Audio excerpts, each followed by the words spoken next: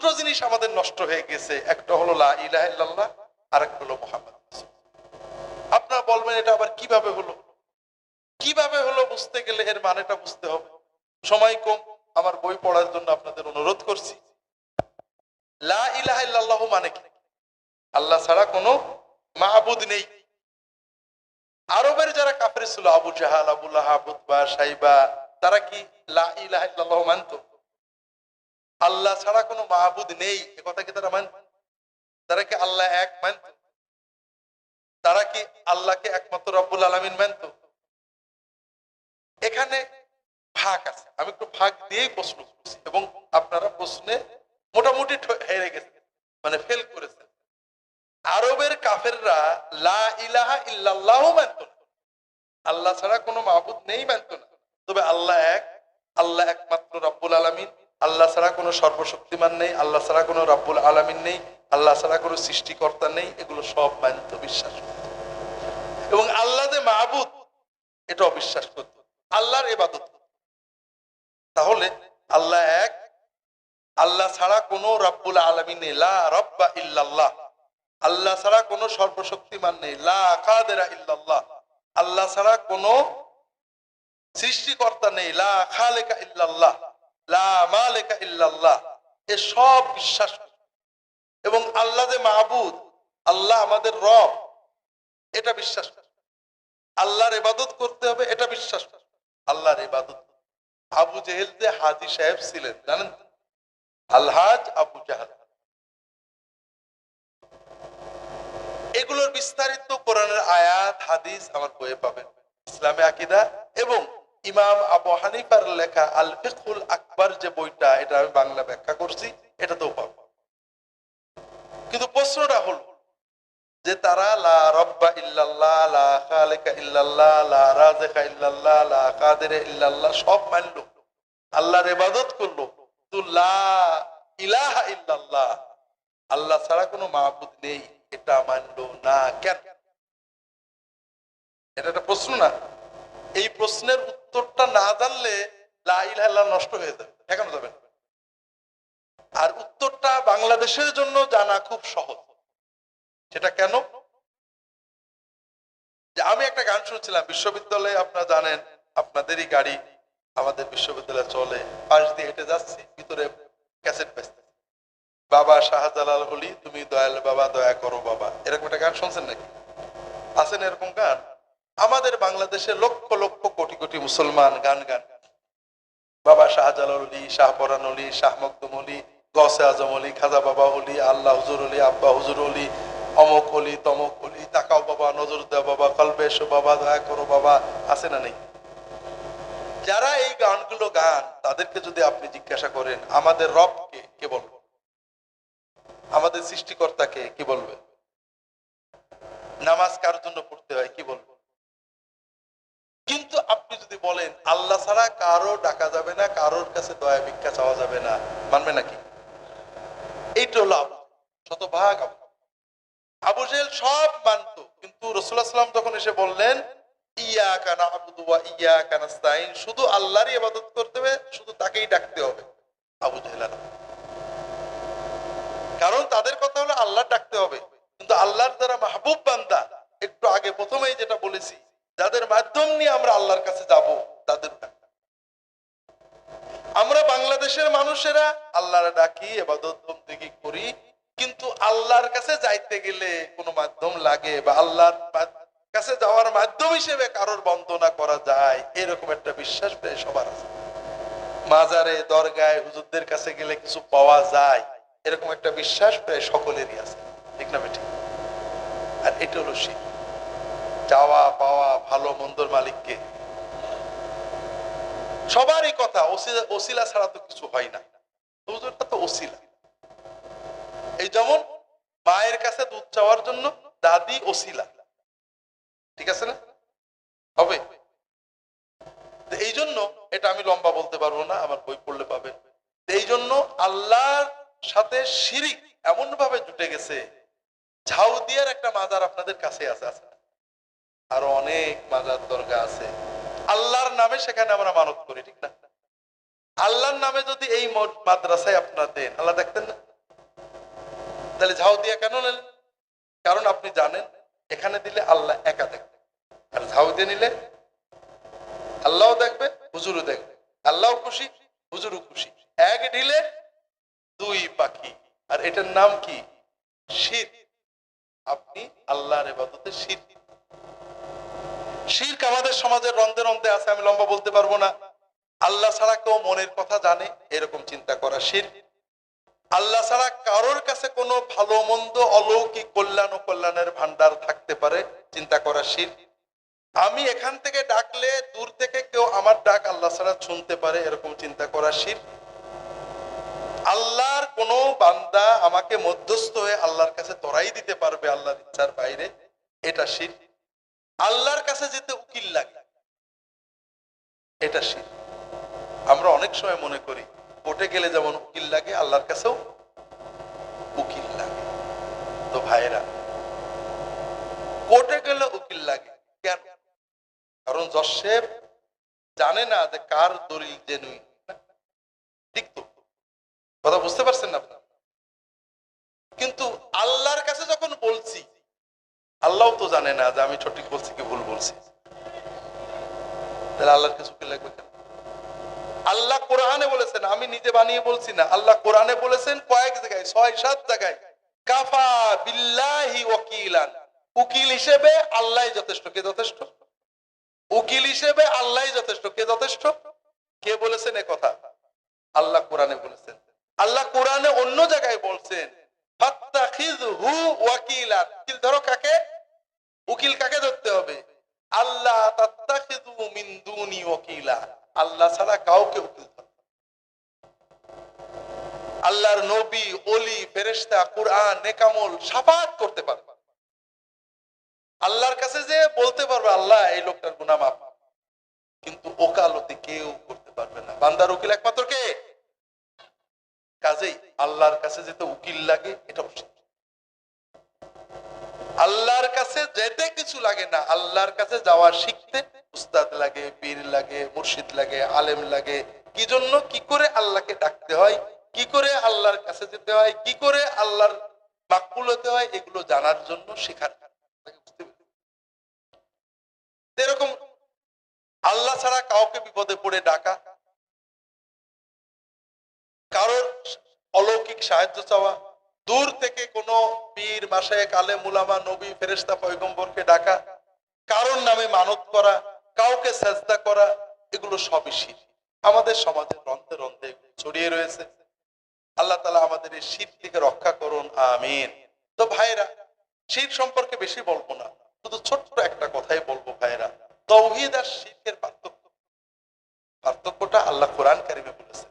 আমি আপনাদের অনুরোধ করব আল্লাহ শিরকের ভিতর থেকে বেরিয়ে আসা। অনেকে আপনাদেরকে বুঝাবে, আরে হুজুররা এসব বলে অমুকের জায়গায় গেলে, অমুক জায়গায় গেলে, অমুক জায়গায় গেলে অমুক পাওয়া যায়। বিষয়টা হলো মায়ের কাছে যেতে ছেলের কোনো মাধ্যম লাগে, এ কথাকে আপনি বিশ্বাস করবেন? ঠিক তেমনি আল্লাহর কাছে যেতে মাধ্যম লাগে। এই আল্লাহকে সরাসরি পাইলে আপনি কি পাবেন? আল্লাহ কোরআনে বলে, দরাবাল্লাহু মাতালান রাজুলান ফীহি শুরাকা ও মুতাশাকিসুনা ওয়া রাজুলান সালামান লিরাজুলিন হাল ইস্তাওয়ায়ানি মাতালান। একজন মানুষের অনেকগুলো মালিক আর একজন মানুষের একটা মালিক, দুইজন চাকরের এক অবস্থা হবে? ভালো থাকবে কে? হ্যাঁ, যার এক মালিক সে ভালো, আর যার 50 মালিক সে কখনো আরামে থাকতে পারে না। পারে না? খুব ভালো করে বুঝুন, যারা শিরকের ভিতরে রয়েছেন তাদের মালিক অনেক। অমুক জায়গায় গেলে বরকত পাবো, অমুক জায়গায় গেলে কেরামত পাবো, অমুক জায়গায় গেলে ভালো হয়ে যাবে, ওই খানজাহান আলী মাজারের কচ্ছপের ময়লা খেলে ভালো হবে, অমুক গাছের পানি খেলে ভালো হবে, অমুক পুঁজি বদদোয়া দিয়ে দিল, অমুক পুঁজি ভালো করে দিল। ও নত জানু, ও ভীত, সবসময় অন্তর অস্থির। কথা বোঝেননি? আর যে তাওহীদ বুঝেছে সে জানে আমার ভালো মন্দ, কল্যাণ অকল্যাণ কার হাতে? যে আল্লাহ আমাকে মায়ের চেয়ে ভালোবাসেন, তার কাছে যেতে কেউ লাগে না, আমি সাধ্যমতো তার পথে চলবো। ভালো মন্দ সব কার হাতে? ওই বান্দা মানুষের ভিতরে গরিব হতে পারে, অসহায় হতে পারে, কিন্তু সব মানুষের চেয়ে ওর বুকটা বড় আছে, ও কাউকে ভয় পায় না। কথা বুঝেন? তো ভাইরা, অন্তর থেকে জঞ্জাল বের করে দেন। শিরকের বড় ওসিলা হলো, বড় কারণ হলো বরকতের আশা, যে অমুক জায়গায় গেলে বোধহয় বরকত। রাসূলুল্লাহ সাল্লাল্লাহু আলাইহি ওয়াসাল্লাম হুনাইনের যাচ্ছে, সাথে সাহাবীরা আছে। মক্কা বিজয়ের পরে নতুন সাহাবীরা আছে। তায়েফের দিকে যেতে একটা বিশাল গাছ, আমাদের দেশে শিরকের একটা বড় জিনিস হলো বড় কোন একটা বড় গাছ, অসত্য গাছ, বট গাছ, সেখানে কি হয় ভাই? মাজার হয়, দরগা হয়, হিন্দুদের মন্দির হয়, মুসলমানদের দরগা হয়, ঠিক না? বড় সড়ো কিছু হলেই হল। ঠিক আরবের কাফেরদের এই অবস্থা, বড় একটা বট গাছ। ওখানে আরবের কাফেররা আল্লাহ মানত, তারা আল্লাহকে মাবুদ মানত, আল্লাহর ইবাদত করতো, হজ করতো, উমরা করতো। তারা বলতো বরকতের জন্য ওসিলা। ওই গাছে সুতো বাঁধতো, সুতো বান্ধা আছে না? হ্যাঁ, গাছে সুতো বাঁধতো, তরবারি বেঁধে দিত। জাতু আনওয়ার। ওই পথ দিয়ে যখন রাসূলুল্লাহ সাল্লাল্লাহু আলাইহি ওয়াসাল্লাম যাচ্ছেন, তখন কোন নতুন মুসলমান বললেন, আমরা তো মুসলমান হইছি হুজুর, ওদের জাতু আনওয়ার, ইয়া রাসূলুল্লাহ এই যে আল্লাহ না জাতু আনওয়ার কামা লাহুম জাতু আনওয়ার। ইয়া রাসূলুল্লাহ আমরা তো মুসলমান হয়ে গেছি, এখন আমরা তো ওদের দলে যাব না। ওদের যেমন একটা গাছ আছে, গাছের সুতো বাঁধলে বরকত পাওয়া যায়, আমাদের একটা হুজুর গাছ ঠিক করে দেন যেখানে সুতো বাঁধলে আমরা আল্লাহর বরকতটা পাইতে পারি। রাসূলুল্লাহ সাল্লাল্লাহু আলাইহি ওয়াসাল্লাম সুবহানাল্লাহ হাদা কামা ক্বালা কওম মূসা ইয়া ইজআল লানা ইলাহান কামা লাহুম আলিহ। মুসার কওম যেমন দেবতা চাইছিল, তোমরা তো দেবতা চাইলে। আল্লাহর রহমত বরকত পাইতে আল্লাহ এবং বান্দার মাঝখানে আর কোন জিনিসের কাছে যাইতে হয় এই চিন্তা করলে আল্লাহ রহমত বরকতের বড়ত্বকে ছোট করে দেওয়া। তা বুঝেন না? চাঁদের আলো পেতে, সূর্যের আলো পেতে আমার কারোর বাড়িতে ঢুকে দেখা লাগবে, চিন্তা করা যায় নাকি? ঠিক আল্লাহ রহমত বরকত পেতে বান্দা বান্দিকে কোথাও যেতে হয়, শেখার জন্য যেতে হয়। কথা বুঝেননি? দ্বিতীয় ইমানের দ্বিতীয় অংশ হলো মুহাম্মদুর রাসূলুল্লাহ, ঠিক না? মুহাম্মদুর রাসূলুল্লাহ আরো নষ্ট হয়ে গেছে। সেটা কিভাবে? লা ইলাহা ইল্লাল্লাহ মানে আল্লাহ ছাড়া কোনো মাবুদ নেই, আর মুহাম্মদুর রাসূলুল্লাহ মানে হলো মুহাম্মদ সাল্লাল্লাহু আলাইহি ওয়াসাল্লাম ছাড়া কোনো মুর্শিদ নেই। মাবুদ একমাত্র কে? তাহলে আমরা ইবাদতটা করব একমাত্র কার? ইবাদত তো সবাই আল্লাহরই, হিন্দু হোক, মুসলমান হোক, বৌদ্ধ হোক, খ্রিস্টান হোক, যে নামেই বলুক, মূলত আল্লাহরই তো ডাকে। তাহলে এত গোলমাল কেন? ইবাদত পদ্ধতি, তরিকায়, এক একজন এক এক তরিকায় ডাকে। কোন তরিকায় আল্লাহকে ডাকলে আল্লাহ খুশি হবে, কবুল করবে, এই তথ্যটা আল্লাহ তাআলা ওহীর মাধ্যমে কাকে শিখাইছে? তাহলে ইবাদত করব একমাত্র কার? আর ইবাদতের তরিকাটা একমাত্র নেব কার কাছ থেকে? মাবুদ একমাত্র কে? আর আমাদের মুর্শিদ, হাদি, তরিকা শেখানো, পদ্ধতি শেখাবেন একমাত্র কে? রাসূলুল্লাহ। এখানে আমরা ভুল করছি ব্যাপক।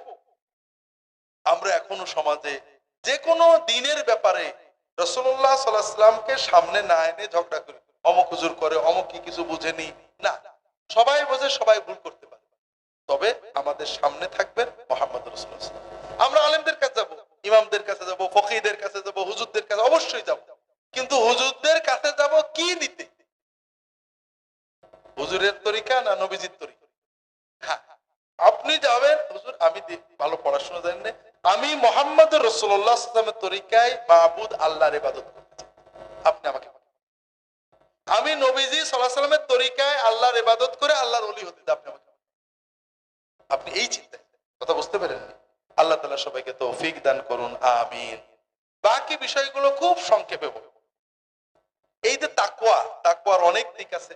আল্লাহর ওলি হওয়ার জন্য আমি ছোট্ট ছোট্ট কয়েকটা বিষয় বলবো। প্রথম কথা হলো নামাজ। প্রথম কথা কি? আল্লাহর ওলি হওয়ার জন্য সবচেয়ে বড় জিনিস নামাজ। আর আমাদেরও সমাজের, আপনাদের মুসলমানদের হাতে শুধু নামাজটাই আছে, বাকিগুলো হুজুররা দখল করে নিয়েছে। কথা বোঝেননি? আপনি কোরআন পড়েছেন, বকশে দেবে কে? আমার আম্মা। আমি মাঝে মাঝে ই করি, বাবা আমি 2 খতম কোরআন পড়েছি ওই রমজান মাসে, একটু বকশে দিও। আসলে আমি যখন, আপনি কোরআন পড়েছেন, আপনি কার জন্য পড়েছেন মনে ছিল না? আল্লাহ মন টের পায়নি? পেয়েছে? আল্লাহ জেনেছেন যে আপনি আপনার আব্বার জন্য নিয়ে পড়েছেন, কিন্তু তারপরেও ওটা আল্লাহ নেননি, আপনার আব্বাকে পৌঁছাননি, এখনো ঝুলে আছে, বাতাসে ভেসে বেড়াচ্ছে। আমি বলবো তারপরে যাবে, ঠিক না? ঠিক না? না, এটা আপনার পড়ার সঙ্গে সঙ্গে চলে গেছে। হুজুরের কাছে বলতে পারেন, হুজুর আমার আব্বা আম্মার জন্য দোয়া করেন, হুজুর এটা এক্সট্রা দোয়া, আপনারটা আল্লাহ।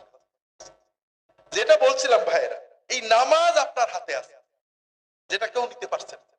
আর এটা হুজুরের জন্য না। আমাদের সমাজে অনেকেই বলে, আরে নামাজ না পড়লে কি ইমান ঠিক আছে, বলে না? হ্যাঁ, এটাতে আমরা মুখে যাই বলি, মনে মনে খুশি। কারণ নামাজ পড়ে না, ইমান ঠিক আছে, এইরকম মুসলমান বাংলাদেশে যত বেশি হবে, আমরা হুজুরেরা তত উপকৃত। কারণ আপনারা কালকে একটু গবেষণা করেন, নামাজ যারা পড়েন না তারা অস্থির বেশি, ছোটখাটো যে কোনো বিপদে অস্থির। এটা আপনার খোঁজ নিয়ে দেখেন। আর অস্থির হলেই, ছেলের অসুখ হয়েছে, মেয়ের পেট নামছে, গরুর অসুখ হয়েছে, মামলা হয়েছে, দোকানে বেচা কেনা নেই, যে কোনো রকমের বিপদ আপদে তারা অস্থির হয়েছে। তারা জানেন যে আল্লাহ গজব দিয়েছে নিশ্চয়, কিন্তু আল্লাহর কাছে কি করে ডাকবে জানে না। সঙ্গে সঙ্গে বিপদের মাত্রা অনুসারে 200, 2000, 500 একটা ছাগল গরু নিয়ে, আমাদের পাশেই আছে পাকশি দরবার শরীফে চলে যাবে। আমি অন্য কারোর নাম বলে মার খেতে রাজি, আমারটাই নাকি বলেন? তাহলে বেনামাজি এই ধরনের মুসলমান বেশি থাকলে আমরাও ভাগের ভাগ বেশি পাব, ঠিক আছে? আর আমাদের যারা নামাজি মুরিদ, তারা কিন্তু অত দেয়। মহব্বতের হাদিয়া 10 টাকা থেকে 20 টাকা, আর বিপদের হাদিয়া বিপদের মাত্রা অনুসারে 100,000 বা তারও বেশি। কথা বলছেন নি? তাহলে বেনামাজি মুসলমান সমাজে যত বেশি থাকবে তত আমাদের লাভ। কিন্তু আপনাদের প্রথম কথা হলো, আপনাদের এই টাকা পয়সাগুলো লস গেল। দ্বিতীয় কথা হলো ইমানটাও লস গেল। দুই ভাবে, একটা নামাজ না পড়লে ইমান ঠিক থাকে না, আর 2 নম্বর যদি থাকেও বিপদে পড়ে আপনি আল্লাহ না রেজে আমার কাছে দৌড়ালেন, আল্লাহ না। যেমন বাচ্চা মার কাছে না যে দাদির কাছে চাইলে কি করে, মা রাগ করে না, কষ্ট পায় না? আল্লাহর বান্দা, আল্লাহ হয়তো একটু বিপদ দিয়েছে যে বান্দা আমার একটু ডাকুক, বান্দার মন থেকে ময়লা চলে যাক, আর ও কি করলো, আল্লাহ না ডেকে দৌড় দিল পাকশি দরবার। আল্লাহ, ইমান নষ্ট হয়ে গেল। কথা বুঝতে, পাকশি যাবেন শেখার সব, আর বিপদে পড়লে দোয়ার জন্য যাবেন, আল্লাহ জানে কি হবে। যেটা বলছিলাম, তাহলে ইমান গেল, টাকা পয়সা গেল, কিন্তু আসল যে জন্য আপনি দৌড়ালেন ভাই, এমনকি আপনাদের সমাজে কেউ আছে বিপদে পড়ছিল, একটা ছাগল আমাদের দরবারে দিয়ে আসছিল বা অন্য যে কোনো দরবারে দিয়ে আসছিল, এখন বিপদ কেটে গেছে, আর প্রতি বছর দেওয়া লাগে না, এরকম আছে আপনাদের এলাকায়? প্রতি বছরই দেয় এবং বিপদ থাকে, ঠিক না? নাকি আমি উল্টো বললাম? ঠিক ঠিক। আর যদি আপনি নামাজ পড়তেন তাহলে কি হতো? আল্লাহ রাসূল সাল্লাল্লাহু আলাইহি ওয়াসাল্লাম বলছেন, আকরাবু মা ইয়াকুনুল আবদু মিনাল্লাহি ওয়া হুয়া সাজিদ ফাআকথিরু ফীহি মিনাদ দুআ ফাইন্নাহু কামিনুন আইস্তাজাবা লাক।